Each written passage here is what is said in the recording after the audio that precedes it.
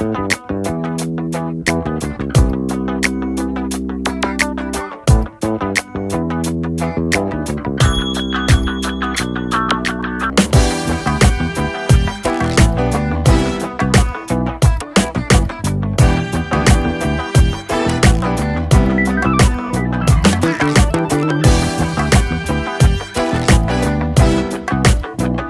all have our comfort zones, our predispositions to certain things, and well, that doesn't change when we get into the automotive market and start looking at the vehicles we like. Hey, welcome to this edition of Road Warrior. I'm your host, Grant Roberson. Now, we all have our favorite things, short socks, short hair, whatever it could be. So when it comes to the automotive world, how do we maybe go outside the box?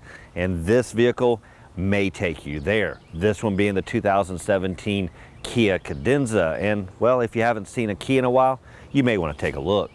So what does our comfort zone look like when we enter the automotive world, where we're maybe stuck in General Motors or Ford-like vehicles and really haven't looked outside of the typical box? Kia maybe being outside your realm. And for me, it's one vehicle I haven't test drove in quite a while, so it was really a nice, fond remembrance when I got inside this vehicle. Now, I've tested other vehicles that maybe are outside your comfort zone as well. Hyundai models, the Sonata, the Equus, the Genesis, all those vehicles really stepping up as you go in. Here, the Cadenza really taking Kia to the next level. And what I like with this is truly the luxuries. Looking first off at the profile, nice and elegant, estate-like sedan, and really for Kia pricing, you get a lot of bells and whistles on the inside. This is the second generation for Cadenza, and with that comes a little bit of refinement and some things they carried on from the previous model. Now, first off, let's talk about the bottom dollar. Now, you can get in for the base model for around about $31,000, but for this limited version, that's going to start in around about the mid $40,000, creeping up maybe close to $50,000 as you add some bells and whistles. But this limited pretty much came stacked with a lot of luxury. Now, by the numbers, this is definitely coming in a elegant luxury, much bigger than a midsize, really into that full size segment. By the numbers, about 112-inch wheelbase, overall 195 inches, plenty of length to really kind of deliver that luxury both on the outside and on the inside. Now, lastly, is width is just over 6 feet, and it's just under 5 feet tall. As you can tell from the profile, they went with pretty much a simplified straight line, as the designers say. They didn't overthink it, didn't do too much chiseling, curving, pretty much providing that luxury liner that you see right from front glance. Now, that can't be said for the front end. They went with the typical grille warfare, really giving you a lot of wow factor up here. First, in the headlight assembly. Now, first, there's 3 lamps right across on both sides, really giving you a lot of projection down the road. And of course, they jazz it up under the lens with a Z-shaped rope lighting for some accents. Now, what I also like is the grille. Now, this is a limited version, which means we're getting the vertical slats versus the base model, which is going to get more of a diamond pattern that continues that Kia line right through. Now, what I also like is to keep the tiger nose front end grille like we've seen on other models, but really the concaveness here almost looks like it's an open mouth ready to gobble up the competition. Now, the front fascia has been redesigned just a little bit, body color all the way around, and of course we've got an adaptive cruise control, some safety features built in right here, front sensors, and pretty much that surround view that allows this vehicle to minimize scrapes and dings and allows this big vehicle to get in tight spots.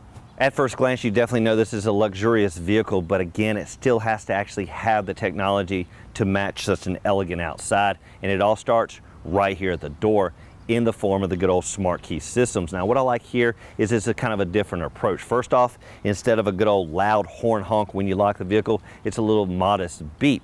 Secondly is the visual. Right here at the mirrors, when the car is locked, the mirrors retract, really giving you a quick visual that, hey, this vehicle is locked, no need to worry. Even better is it minimizes the impact and the width of this vehicle, especially in parking garages where these may take some impact.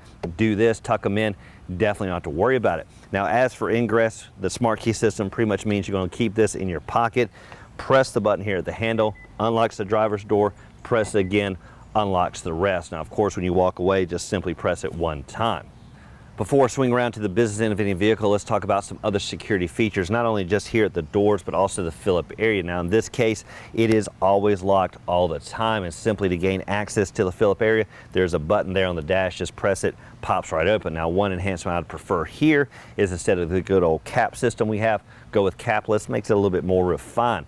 Now, swinging around here to the back end, one thing to remind you about is we do have surround view on this vehicle, plus the 3-second pop-up for the rear hatch. Now, what does that mean? Is pretty much when you come up full of things, this is going to pop up sensing you're there, and it allows you to go basically hands-free to get your items inside. Now, as for that surround view, what I like is it has a backup camera, side cameras, and a front camera, and allows you to get that bird's eye view as you're going into tight spots. Secondly is, of course, the cargo. What you're going to see here is around about 16 cubic feet of space, what you expect on a full-size sedan like this. And what it also means is plenty of room for the weekend getaway, a week getaway, and even, well, hitting the golf course with the good old golf bags. To see refinement in this vehicle, you don't even have to look any further than the rear cargo area, really in the overall design. First off, of course, this is a power rear hatch. Pretty much press the button here when you have to go hands-on. It's going to lift up out of the way. Press this here, it's going to power down, and it's definitely the way you want to go because it is very arduous to actually pull it down manually. Now, what I also like is the overall design. Look at how this is nice and housed. The hinges are hidden. Even right down here, all the operation is tucked away. That is just a next level of refinement on a vehicle that definitely delivers on the inside, so why not back here? Now, with a big vehicle, what you expect is a big power plant, but what I like here is they stayed away from a V8 and kept with the V6. Now, technically, it's been retuned for 2017, a 3.3 liter V6 engine. Now, it's been retuned not for better power, but actually better fuel economy, averaging somewhere between 20 to 28 miles per gallon. Now, as for the power, it's going to be around about 290 horses and 253 foot-pounds of torque, and what I found is that definitely delivers as soon as you press the gas, no matter how big this vehicle actually feels. Now, as for the transmission, it is coupled with an 8-speed automatic, and it comes only in front-wheel drive. I like the luxury on the outside, but climbing inside is truly the biggest reward, and I'd argue anywhere you sit is definitely going to be a benefit, but I like to be right here in the captain's chair. Now, first thing to look at really is legroom numbers. Now, up front is around about 45 inches, plenty even for my 6-foot plus frame, pretty much meaning I'm never really going to extend this chair all the way back. Now, as for the second row, that's around about 37 inches, but honestly, it's going to be closer to about 39 on average because most people are going to keep this front seat more forward. So what does the legroom actually look like in the second row for a full-size individual? Well, just like the front, plentiful all the way across. Now, what I like back here, first off, is the individualized attention, specifically when it comes to both sides. Really feel like sports seating, nice niching, of course, leather, and you do have some nice elbow support. Plenty to share, of course. Dual cup holders in the middle, really delivering 4 quadrants of seating, and well, a third in the middle here when you need it. Now, as for legroom, what you can tell when I'm sitting is there's still plenty of breathing room, and again, full-size individual there. This is typical seating position, so definitely feeling like a limo back here. Now, if you do want to take it to the next level, when it comes to a limo, well, look no further than the window shades. Now, this is what I call the limo shades, but people really refer to it as sunshades, really keeping the sun out, but also giving you a little bit more privacy. There's one on each side and one at the back. One thing to also talk about back here is really climate comfort when it comes to overall airflow. Now, typically in a lot of sedans, it's only across the front. Really, the backseat passengers have to wait for that air to flow all the way from up here, but in the vehicle this big, I like the fact that on the back of the center console, there's 2 nice vents, directional, even have airflow control. You can really scale it down if it's too much, but allows nice flow here to the back occupants. In the cool months, there's also heated seats back here. 2 levels, simple buttons here on both sides. Front and center on the dash is going to be a touchscreen system. Now, it is an arm stretch away, so it does take a little bit of a stretch to get to it. Now, there are little shortcuts to get to various operations, a good old home screen to get there, and you also have that as that split screen to give you multiple views as you're going down the road. Now, when it comes to climate control, that's nice and simple down below. Dual climates both on left and right, allows you to heat up or cool down as you need, and those type of controls do relate to the screen up above. Now, for the mode select, everything's nice and simple right here. No reason to navigate to that screen up above or even use the touch screens. Simply use it right here.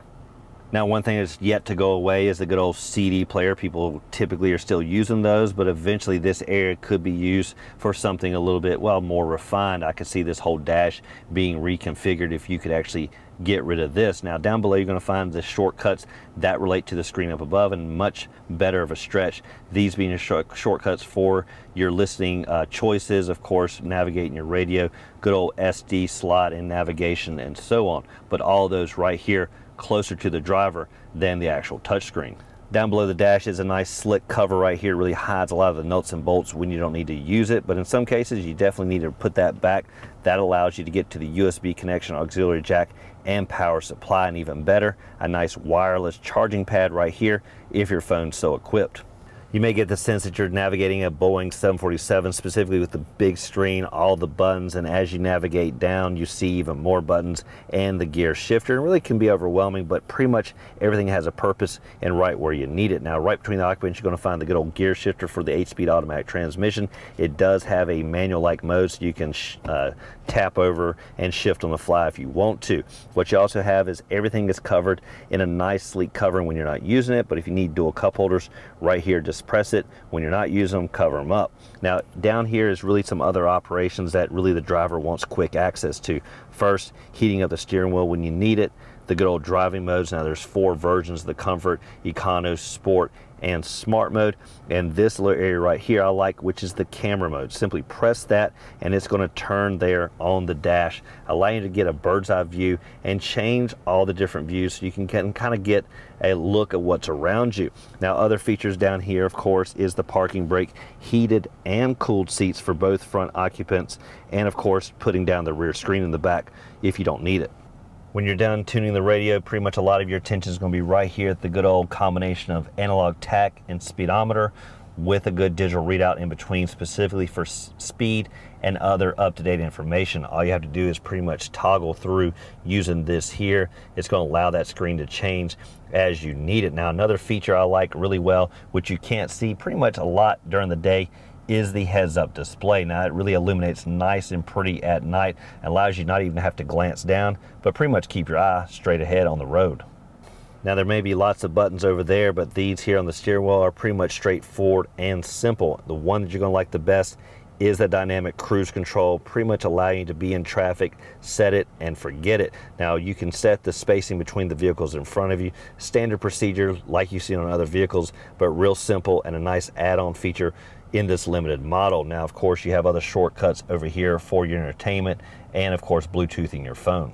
We hit on some safety and security earlier, but there's some other features to mention. First off is lane departure warning. That's pretty much going to set that. It's going to allow this vehicle to monitor should you drift left and right and alert you. Really helps with driver fatigue and keeping you aware. Other one, of course, is blind spot awareness. Really sets it there on the mirror with an indicator, lets you know if someone's there in your blind spot. Lastly is with that dynamic cruise control and with that radar-like sensor up front, allows this vehicle to really autonomously brake should it sense an impending accident or collision. It will take over and brake and allow you to avoid basic accidents. Look up above the driver, you're going to find 2 lighting choices, both for the driver and the passenger, and this control in between. Now, what that does is make this vehicle feel more like a convertible than a sedan with the press of a button. Really with a huge amount of glass up above and a huge open area to, well, let the air flow in. Now, it does it for this edition of Road Warrior, and a test drive behind the wheel of the 2017 Kia Cadenza, a vehicle that may take you out of your comfort zone and down a different path. Now, again, it delivers great luxury, this one being the limited model, taking luxury really to the next level, but not the next price level. Really economic for what you get. Now, as always, thank you for watching this edition of Road Warrior. Keep both hands on the wheel and eyes straight ahead.